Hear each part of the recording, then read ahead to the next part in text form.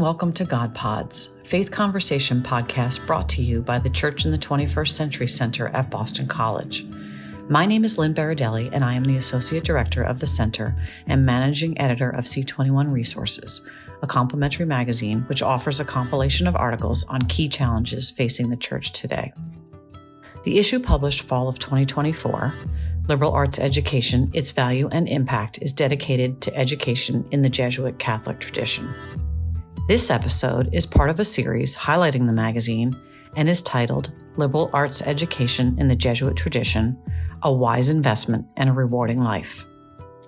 During this event at Boston College on October 3, 2024, John Mahoney, retired Vice Provost of Enrollment Management at Boston College, and Thomas Wesner, Professor of the Practice in the Boston College Carroll School of Management, shared this conversation on the lifelong rewards from an investment in liberal arts education. Enjoy the podcast.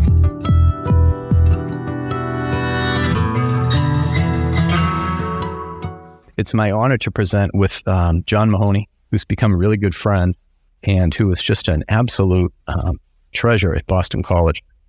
John and I were asked to contribute essays, as Karen alluded to the newest edition of the C21 magazine, which addresses the importance of liberal arts.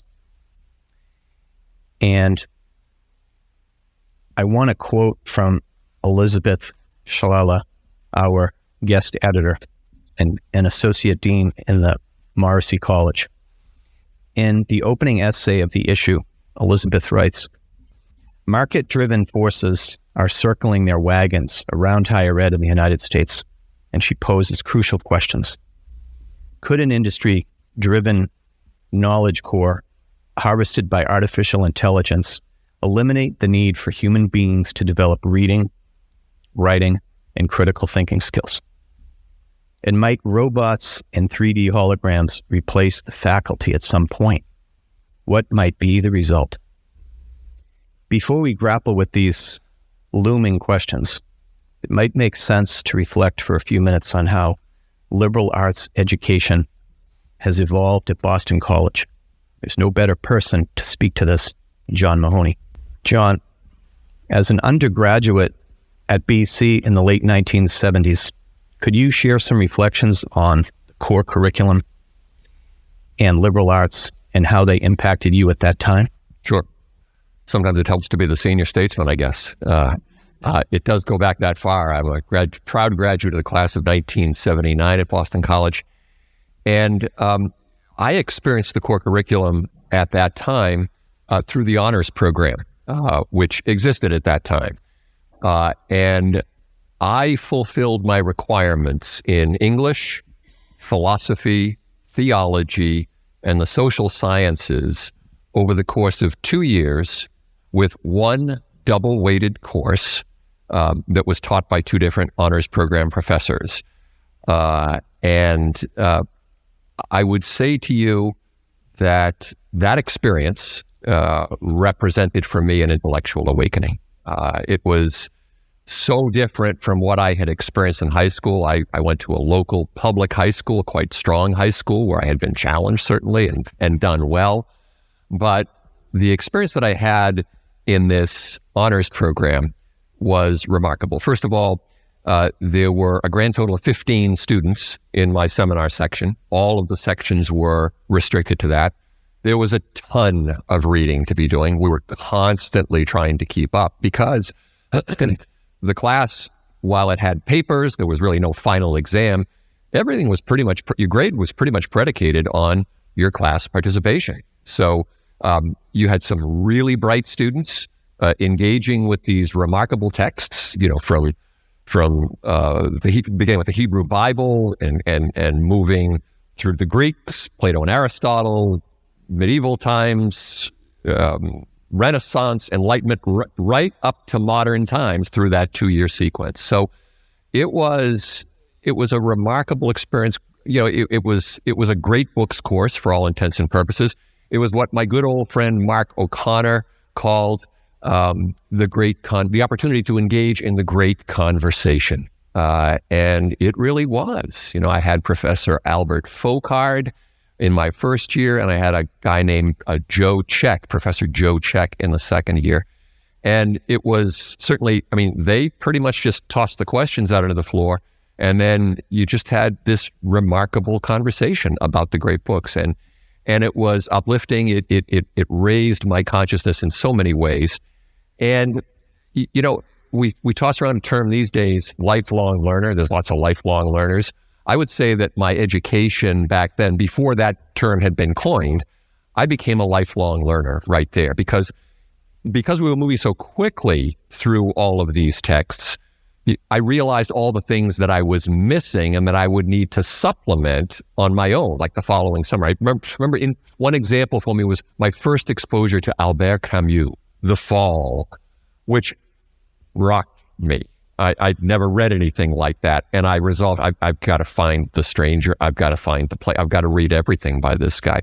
But it really made me a lifelong learner in the best sense of the word. I also had, as part of my core curriculum, a course in fine arts. Actually, it's 2 semesters. I can't remember if the core required 2 semesters at that time, but I took 2 semesters. I really had no experience with art whatsoever, but I learned so much. And I look at myself today and I ask, why is it that I have a membership at the Museum of Fine Arts and at the Whitney in New York, which I don't even get down to every year? It's because of what started right here, this sense of wanting to know, wanting to get better. And I think, I think that kind of an education really creates that kind of hunger in you. And that's what it should be doing at that time. I would say something to keep in mind. I'm saying great things about the education, the teaching, the learning. Boston College in the late 1970s was not the Boston College of today in a lot of ways. Most importantly, in the early 70s, it was a place that was facing significant financial headwinds until one J. Donald Monin, Father Monin, whose portrait is right over there, he arrived in 1972, and he had a lot of issues to address. So I think while we're talking about liberal arts education, really sort of in the context of student formation, which is so well defined today, there really weren't those kinds of parallel student formation programs at the time. The learning happened in the classroom. And I think this was largely due to financial pressures. That takes what we have today takes resources, and those resources weren't there. Father Monin was in the business of saving Boston College and setting it on solid financial footing. And so we lacked those kinds of student formation programs. That said, in the coursework that we were doing, we were reading theology. So we certainly were exposed to St. Thomas Aquinas and the importance of reason and faith leading to understanding, and studying Ignatius as well. Those topics came up, but the exchange happened in the classroom, which was great. But it would have been great if we had that machinery, if you will, that apparatus that we've got today, where students can take what they're learning beyond the classroom and engage in those the kinds of programs that exist today.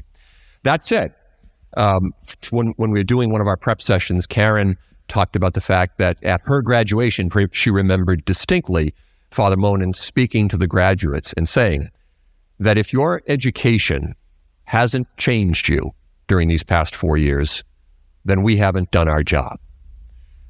Well, my education changed me. And the change began predominantly with the power, the value, the critical importance of a liberal arts education. What it taught me in terms of being able to read critically, think analytically, solve problems, but most importantly, as I said to countless audiences throughout the course of my career, to become an effective communicator with the written word and the spoken word.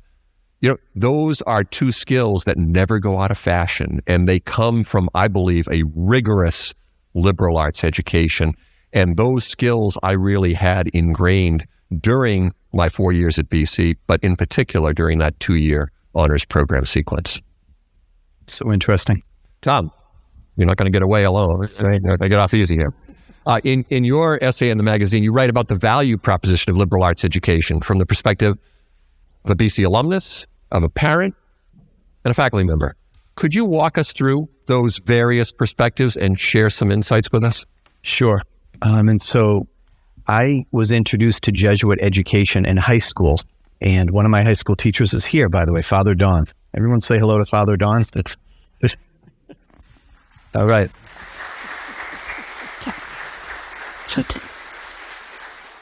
And I heard expressions when I was 14 years old, and these continued when I came to BC. We had a lot of Jesuits then. We had many more Jesuits teaching when I was at Boston College than we do now. And right away, early on, I heard expressions from Jesuits such as, discipline is love in disguise. And they had this program called JUG at my high school called Justice Under God. It was like detention.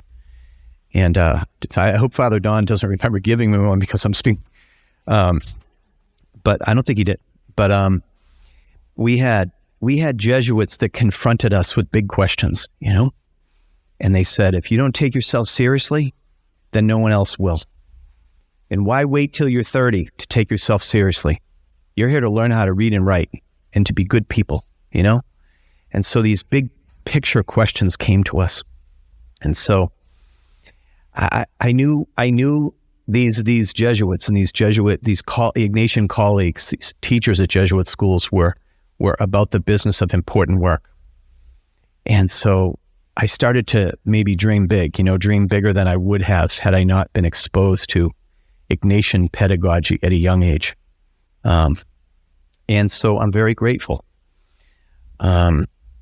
Another told us that if we didn't care for our minds, bodies, and souls, we wouldn't amount to much, that we had to think in an integrated way, right? Mind, body, and spirit. You're not just a mind, you're not just a body, you're not just a spirit. And so again, more big picture ideas. And so these ideas about what was possible were nurtured by people that really cared a lot. Then I came to Boston College.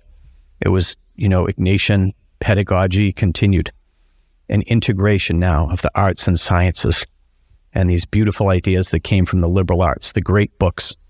I say to our students today, no offense to my School of Management colleagues, but it's the liberal arts that make us interesting people and that make you interesting people. And when we think about the Ratio Studiorum, right, the original program of studies that go back 400 years, we could see up here above, if you have good eyes, over and around the mural, starting at around 9 o'clock, if you turn your head, we would have, Mathematica, Philosophica, Musica, right? The Greek, Historia, right? Rhetorica, rhetoric, Jurisprudentia is at the top. Theologia, right? Religia, religion. These are the classical program of studies and subjects that would make people refined young men and women, right? And so here they are today, 470 years later, and we still are working on our core, and we're still working on our going back to our roots. And so as a young person, these ideas, kindled a sense of enthusiasm in me for what might be possible, and to have people say, to have teachers say, what is your work going to be about, right? Why are you here? Why are you here at BC? Why are you here on Earth? We're going to talk about that this semester, and I want you to come to office hours. We can talk about that. And you can tell me why you think you're here on Earth. Like, seriously, that's a big question. And it's a privilege to be able to be asked something like that. And as John was alluding to, we can say things at Boston College as a Jesuit school that maybe non-sectarian schools would be stretching to say. But these questions are in our wheelhouse. And we know they go to the whole person, right? Whole person education. And so these were great events and moments. And then I became a parent, and a parent of multiple students that would be running around this campus with all of you. And that was a joy as well.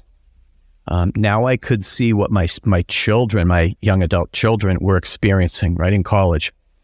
And when my wife and I would ask them what's happening at school, they would talk about their classes a little bit, but they would really talk about their service programs, the on-campus activities, when the game was, how are they going to get onto this Kairos list anyway, right? They start signing up for Kairos freshman year. And then, my daughter would come home and she'd be a TA, and My other daughter would be on Kairos, and they'd say, Dad, do you know what a thin space is? And I'd say, I've heard of it, but I'm not really up on it because I didn't have Kairos, as John was alluding to. We didn't have the resources as we do today to go to the Connors Family, Retreat Center in Dover, Mass. We didn't have the programming, the co-curricular programming that we do today. And so my kids would tell me about thin spaces, where the distance between heaven and earth is very thin, that you almost have a foot in each place when you go to a special time or have a meaningful retreat. That's beautiful imagery. That's life-changing imagery. So I've really enjoyed that. And it's not just what they learn, which makes them competent, but it's how to think, right? To be critical thinkers. And their teachers, saying at the end of the semester, I'm going to offer you lifetime office hours. Where else does that work? That's good stuff. And now as a faculty member, I get to see, and really, when I see Jeff and his team and John, Grant, I say, thank you, another great round of admits, because you're giving us the raw material to really kind of work it, and to push students who come ready to play. They come ready, they come prepared, they work really hard, they rise to however high we set the bar, and they want to talk and they want to be engaged. And so John's office and all of the hires he made here are excellent people. They have excellent judgment. That's something else we talk about, How do you develop excellent judgment? We can study the same books, but who's going to have the best judgment? How do you identify talent? And our admission office has identified such talent. It makes teaching a joy, and it makes it easier. And it raises the bar for us, because we know we're going to have to go in and face, 45 of you, because you do the work and you want to be challenged. And so as a faculty member, it's really rewarding. And students want to be asked the great questions, right? Who do you see yourself becoming? Who does the world need you to be? As John alluded to, the Father Himes questions. These are all baked into student formation, and I see formation when I hear the word. I think about it, as you being on a pottery wheel, our students kind of being on that pottery wheel, and all the teachers want to get their hands on that and help mold that, that being that's being shaped into something finer and better. You're still in formation. You're thinking about your role in the world, who you're becoming, who you want to be, who you're called to be. So it introduces and invites faith-based discussions, right? What does God want me to be? How do I see God active in my life, and where? And so the integration that John talked about, Father Leahy's push for integration has been really impactful and professional development for faculty to meet students where they are and to keep the promise that you and your team make when you're out on the road. You became director of admissions in 1990. How has the challenge of marketing liberal arts education in a Jesuit Catholic school evolved over that time? Yeah. So again, using the context of what I've just told you, 1990, Father Mahoney is still president. So I had the wonderful distinction of having served as director of admission under Father Mahoney for 6 years, and then Father Leahy from 1996 through until the present. So two remarkable people, obviously, in Boston College's history. So again, those formation programs weren't fully developed at that point. And so we still had a major challenge, however, because we were marketing a very special kind of education, but an education that, Catholic and Jesuit, if you simply look at American demographics, right, about 25% of the population is Catholic. So that puts a certain onus on you to make sure that you are articulating what Catholic Jesuit education is all about. And I would say at that time, because the student formation piece wasn't fully formed, the real message that we were conveying was Jesuit education as a great example of liberal arts education. This is not a place where you come simply to specialize in one subject area and to prepare for a career. The liberal arts education broadened you, strengthened you in so many ways. And then at the time, I would say what we worked into our presentations most frequently was one of the Jesuit mottos, which is educating men and women for others.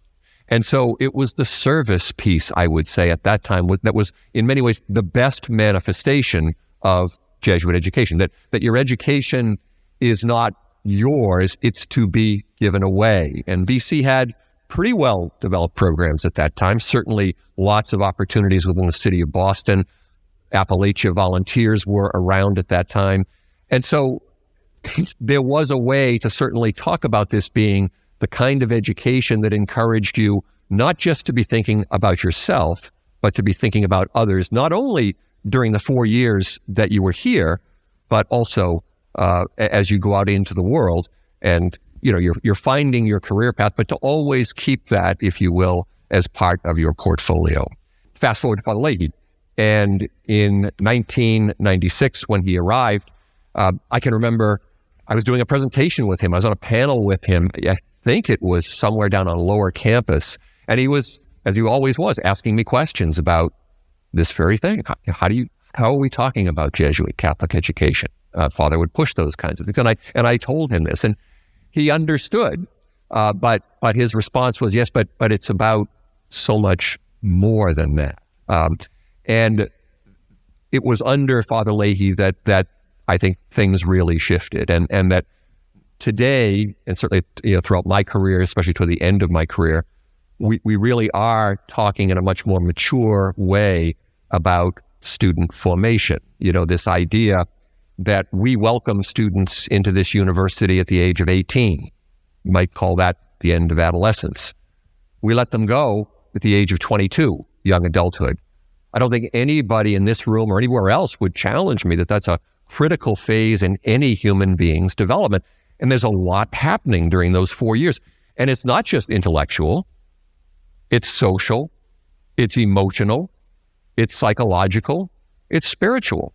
And so BC, under Father Leahy, I give Father Leahy the credit, it was his vision and then the resources that came with that to ensure that there were those opportunities for students to really periodically step back and really think about, who am I? Who am I becoming?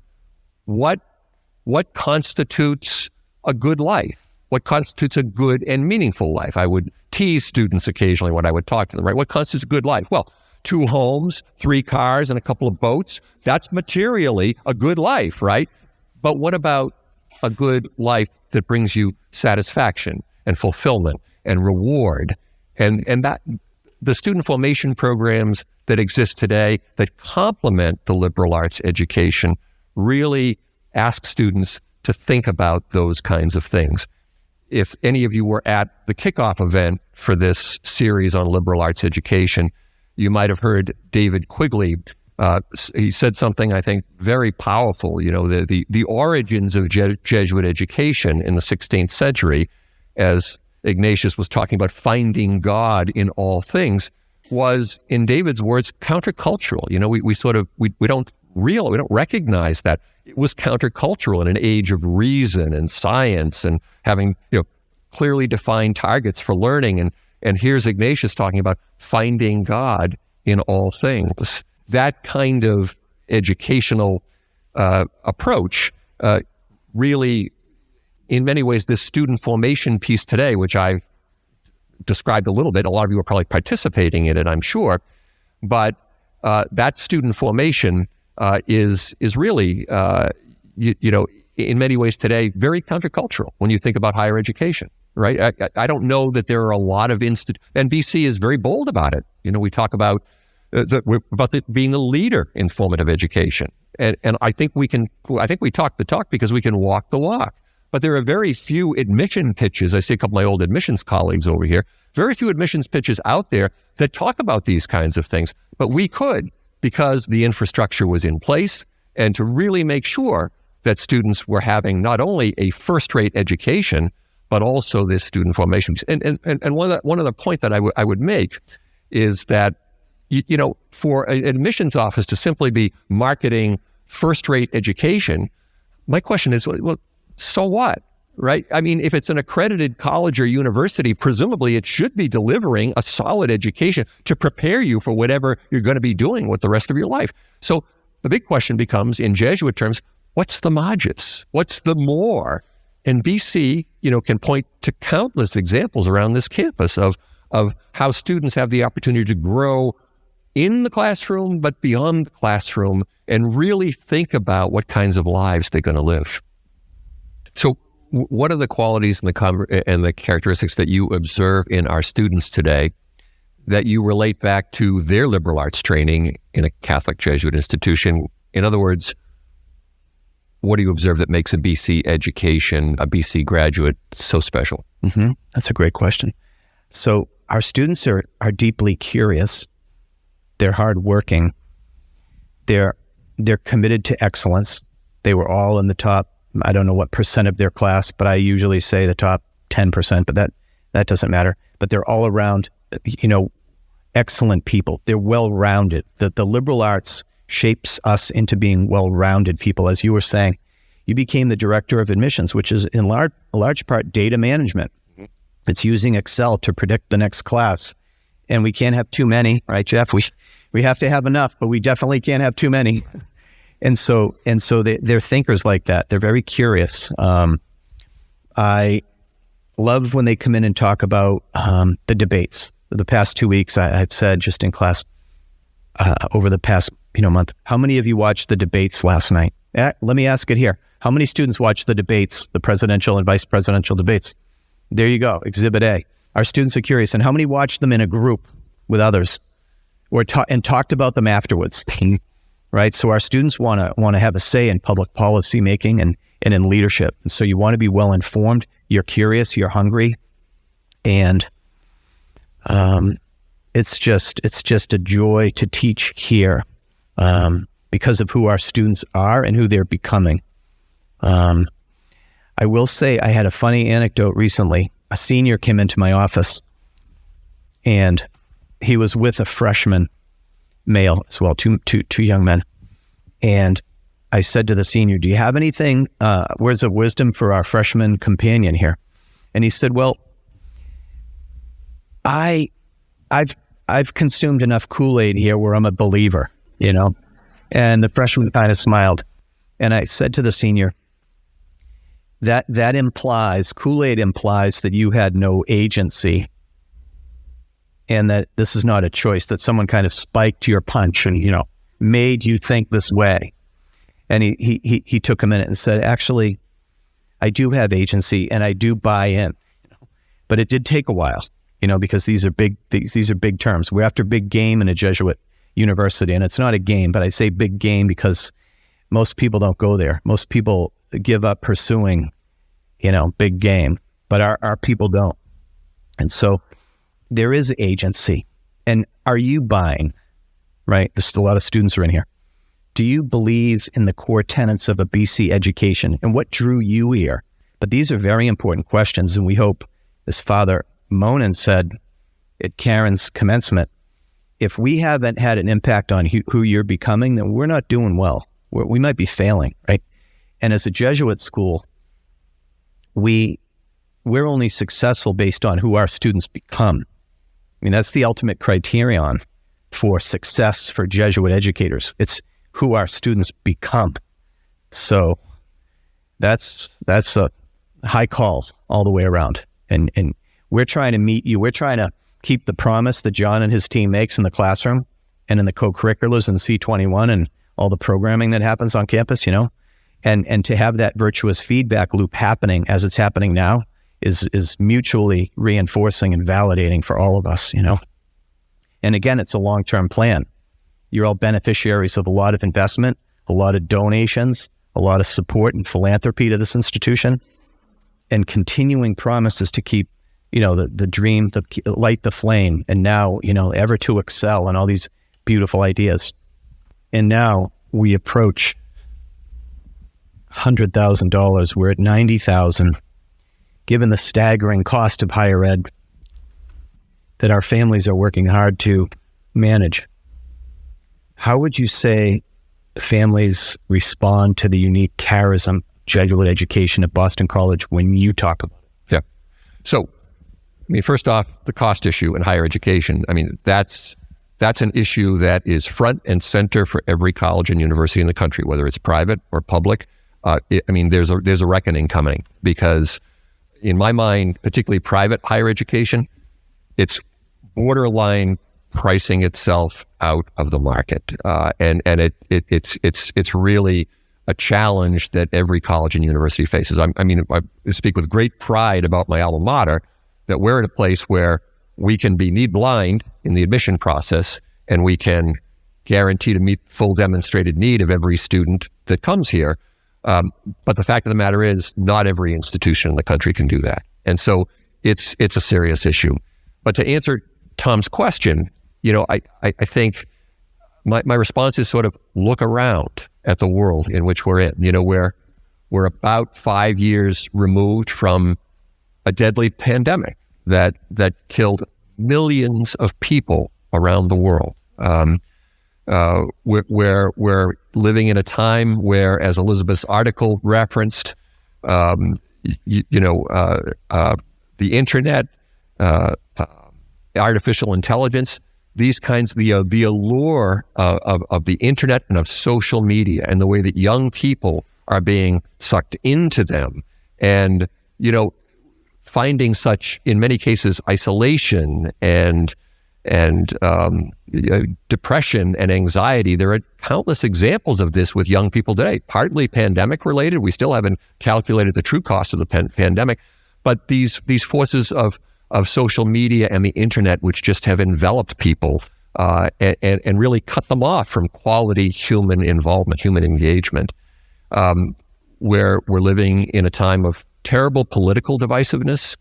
We're living in a time of war in Ukraine, war in the Middle East, all of these things that are out there that young people are dealing with, but that adults are dealing with. And it's, to put it mildly, it's a scary time to be alive. And I think parents see these issues with their children. They see the lure of the internet. They see the lure of social media. They in many cases feel as though they're losing their young people.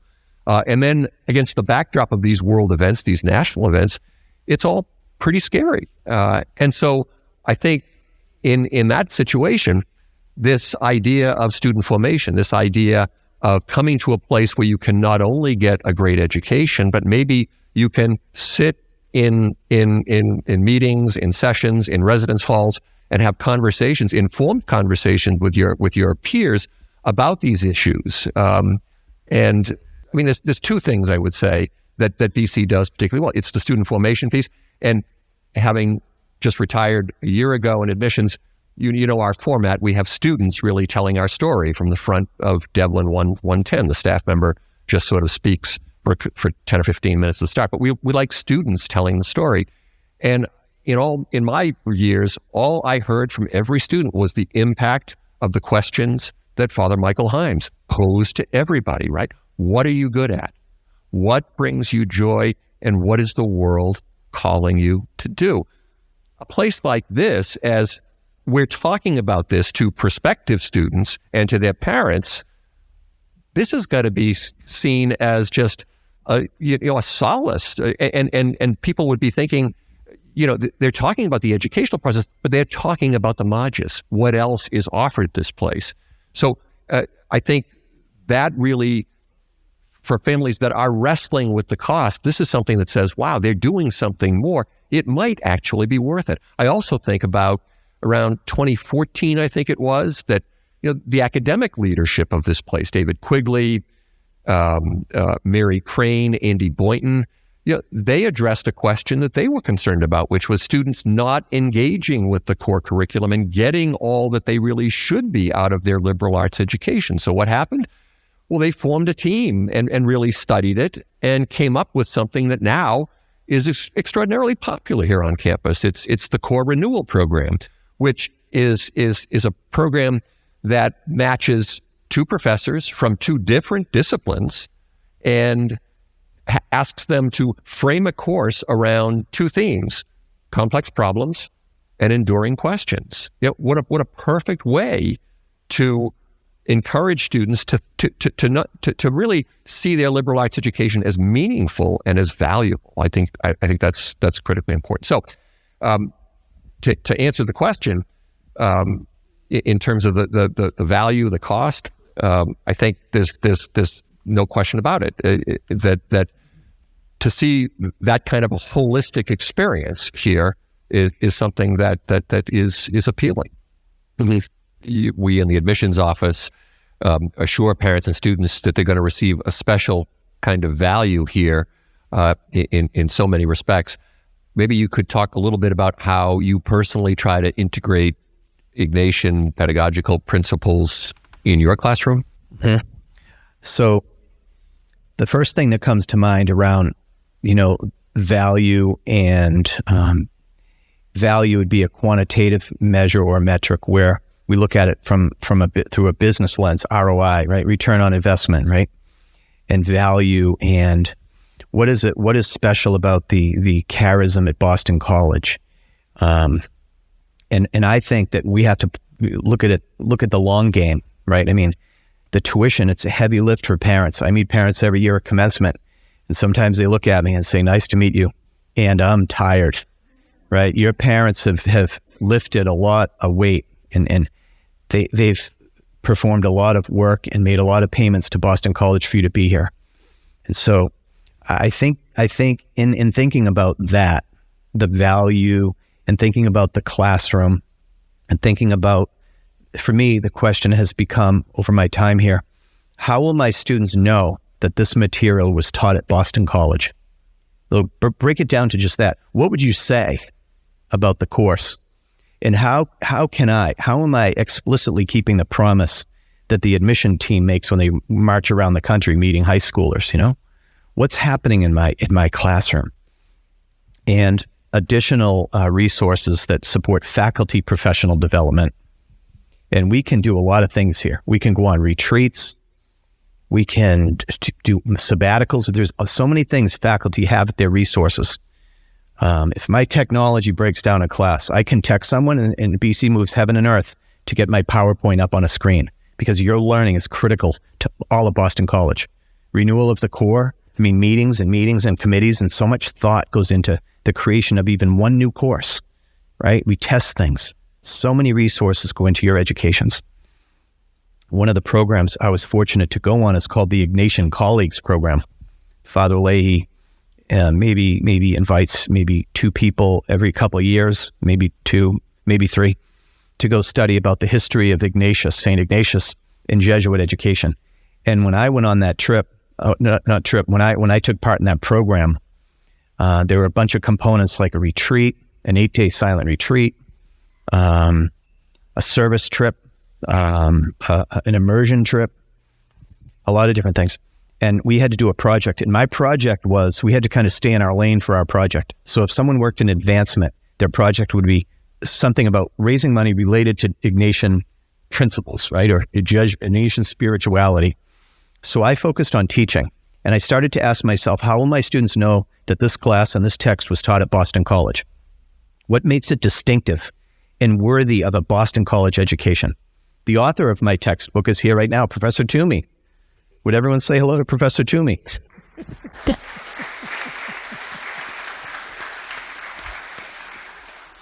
So I better get this right since I'm talking about the text, right? So I started to look for spaces in the syllabus, right? And to think about how I could ask additional questions, about that relate to discernment and reflection. Because cases in law often give excellent material for discussion. And one particular case that I have taught relates to a poor single mom of 7 children. And she's sort of taken advantage of by this vendor, this furniture company that has her sign a fine print contract. And she signs it and she gets addicted to credit and keeps going back there for other pieces of furniture. And eventually she runs out of gas. She can't make the payments.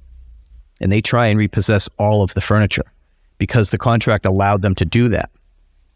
And so it goes to court, and the court discusses the efficiency and the legality and the technical rules of a contract being enforceable in law, to protect markets, et cetera. And I used to teach the case and just move on to the next case.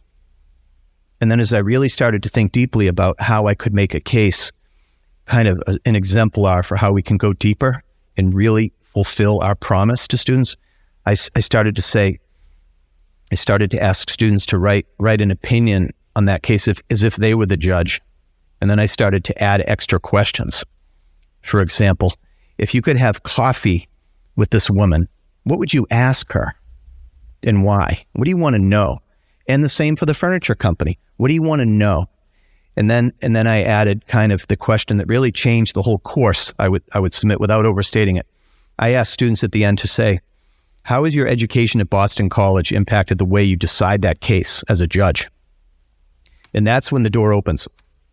And students start talking about pulse and service learning, right? And living a good life in Aristotle and Aristotelian justice, right? And John Rawls, Behind the Veil of Ignorance. And I mean, all this amazing stuff comes in that continue to make me a better teacher. And so that would be an example where I try to invite bigger questions that relate to our mission and our purpose about people on the margins, right? And meeting people where you find them, and what would it be like to represent a pro bono client in your busy, successful career, right? How will that make you feel, right? As opposed to just making money. So students hunger for that. They find deep satisfaction in writing these kind of papers, because it lets them say, this is who I am, and this is who I've become during my time at Boston College. And they say to me, I wouldn't have written this freshman year. I would have come down on the efficiency side, right? Or the pro-free market side. My pulse placement, my work at Brighton High, or my encountering people on the margins has changed my perspective about what really matters here. And in light of Elizabeth's sort of warnings about the threats to higher ed, you've said this a little bit, but do you have any more insights on what makes liberal arts education so distinctive? Yeah, you're right. I have said it, so I'm not going to say it again. But I'm going to answer that question, Tom, I think more in terms of myself. And again, sort of going back to having been a student here in the 1970s and thinking about the way in which it served me, the way in which it was valuable to me. And I would say that there are really two things I'm going to talk about. Number one, my career trajectory, and number two, my quality of life. Simple thing, we need to talk about what kinds of lives we're living and enjoying. But career trajectory. I graduated in 1979, and my first job out of college was teaching English at a great prep school north of Boston called St. John's Preparatory School. And I was 22 years old. I mean, the kids that I was teaching weren't that much younger than I was. And yet, I was in a very competitive selection process, but I'm convinced it was my BC education, my English major, but so much more that made me a candidate that they decided to hire fresh out of college. And so I worked at St. John's Prep for 5 years, then moved on to college admission, was hired here at Boston College as an assistant director in 1984. And, one thing a liberal arts education prepares you to do, I think, is learn new skills. And it was a whole new skill set. In many ways, I was doing something I loved, which was talking about liberal arts education and talking about Boston College and liberal arts education. But it was learning a whole new vernacular in terms of looking at geographic markets and thinking about travel and visiting schools. So all of that, I think the transition was very easy for me because I think I had that skill set that I was able to make that transition quite easily. Then 1990 comes along, and the gentleman who hired me, Charlie Nolan, who went off to become Dean of Admission at Washington University in St. Louis, that left a void. And I was not in the remotest portions of my mind thinking about applying to become director of undergraduate admission until reading season, one great reading season there in 1989, I think it was, buried with files and colleagues in the office on a Saturday. And two of them came to my office and said to me, "Are you thinking about applying?" And I said, "No." And they said, "Well, we think you should." And we ended up talking for about an hour and a half or so. And they talked about the fact that, you've got the leadership, you've got the integrity, you've got the knowledge of this place. People listen to you. People are going to pay attention when you ask them to do something. You treat people, all these things that they said to me. And that, to me, again, flows from the liberal arts education. It also, if you read my piece in the magazine, there's a economics professor over at Harvard, David Deming, who talked about the fact that fresh out of college, liberal arts graduates, English majors like me, philosophy majors, history majors, they may start slow in terms of compensation, and the scientists and the engineers might score very big in that first job. But there are studies that are being done right now, 30, 40 years out, those liberal arts folks, they catch up.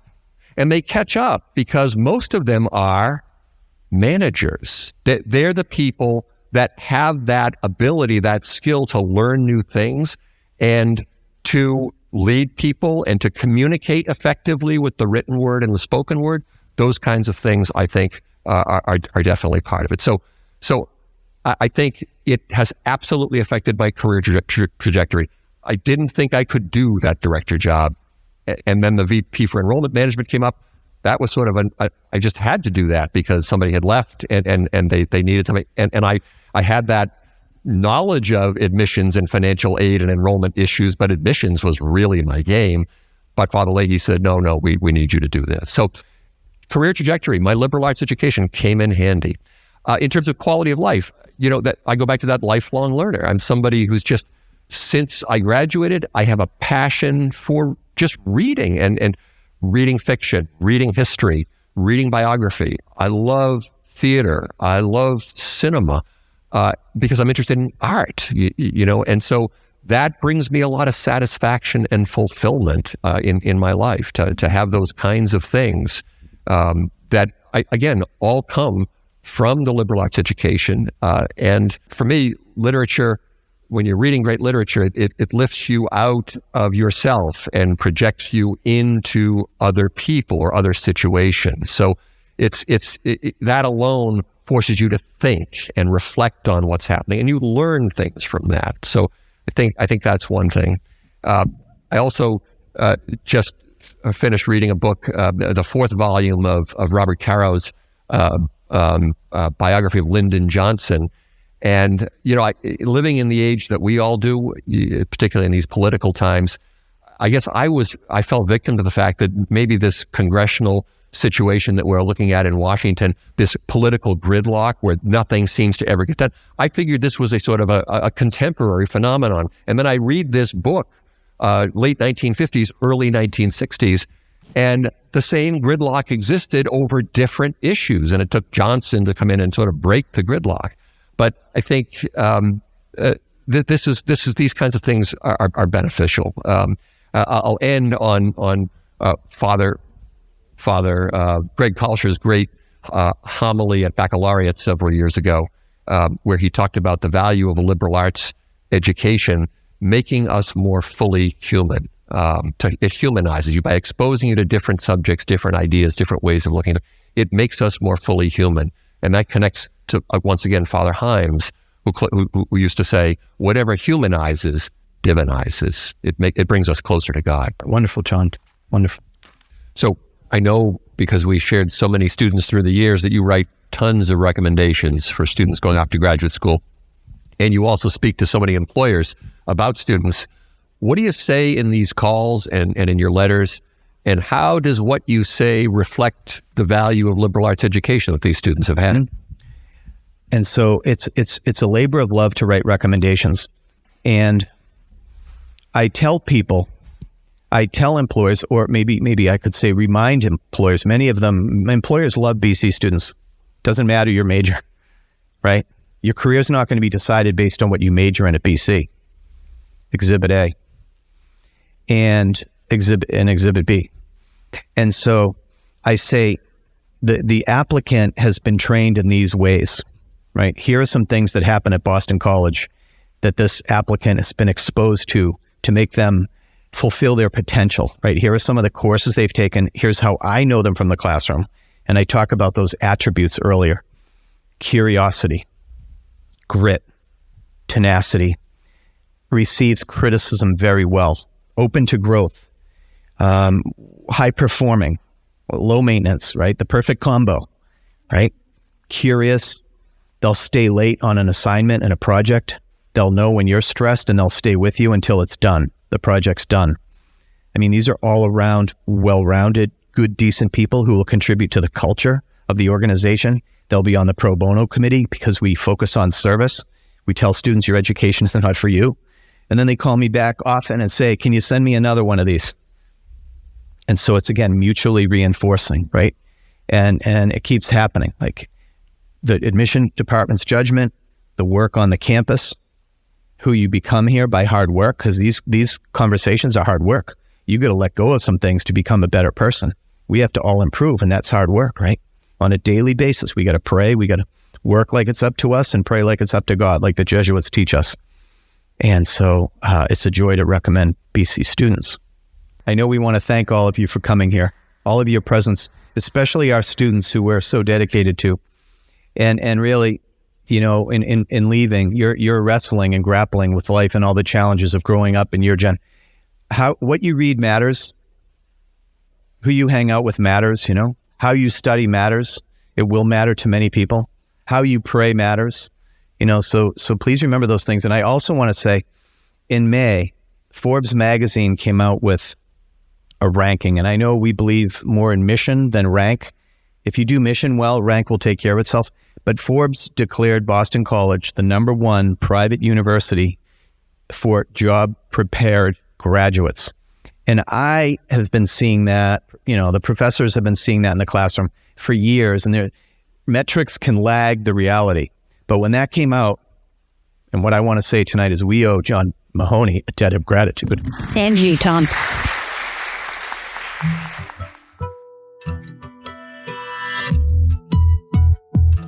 Thank you for joining us for another episode of God Pods. For more faith resources, visit our website at bc.edu/C21 or find us on social media at C21 Center.